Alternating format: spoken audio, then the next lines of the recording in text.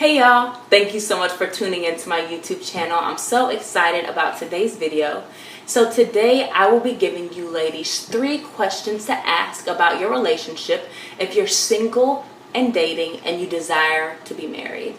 And so single, again ladies, is if you are not currently married, then you are considered single. Alright, let's get started.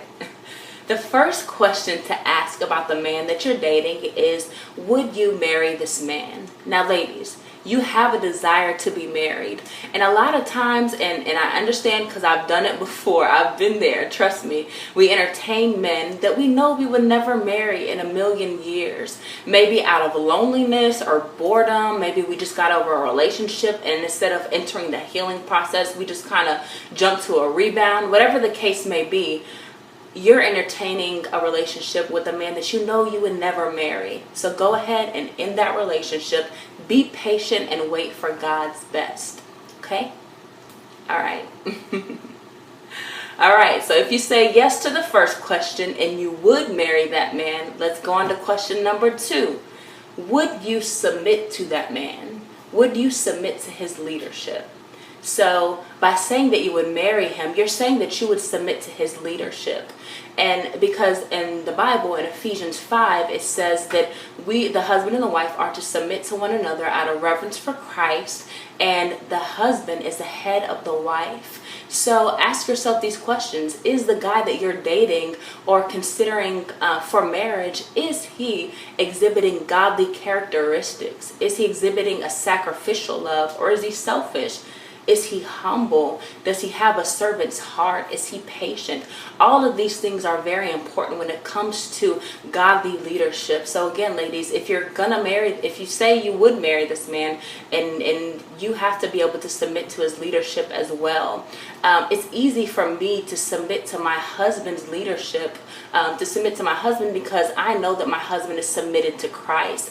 I know that my husband has a relationship with Christ. And so at the end of the day, I trust God. Not so much as I trust my husband, but I trust God. I trust that God will speak to my husband. I trust that my husband will seek God out on those answers. Also, my husband is the most loving. When I am wrong in an area, or when I talk to him a certain way that he doesn't like, my husband is the most loving, most patient man, and it makes submitting to him so easy. I desire to submit to him and honor him in that way, and honor God in the way of submission because of my husband's godly leadership.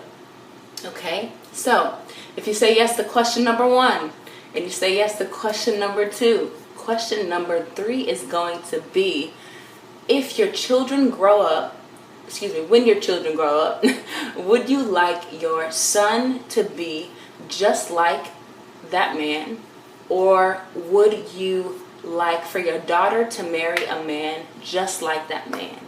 And so this one, ladies, was a deal breaker for me a lot of times when I was in my dating season, a lot of times, because I feel like we settle for less in relationships when it's just us involved. But when you start talking about, current kids and future kids, that a lot of times will end relationships because we know that we want better for our children. But we need to want better for ourselves too. We need to want God's best for us, God's best for our children.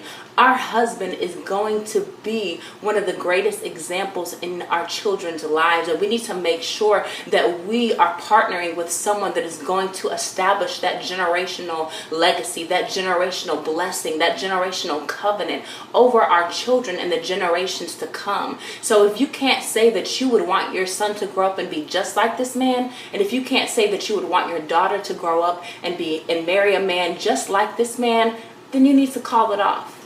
For the sake of your current children or your future children, whatever the case may be. So ladies, I pray that you begin to believe that God wants his best for you in your life, in your relationships, in your marriage. You deserve a godly, purpose-filled marriage, and God wants that for you. So remember, ladies, do not settle. I pray that you guys were blessed. I pray that you were encouraged. Go ahead and comment down below or share if this video blessed you. Be sure to subscribe. I'll do videos as often as I can. All right, you ladies, you have a wonderful day. Bye.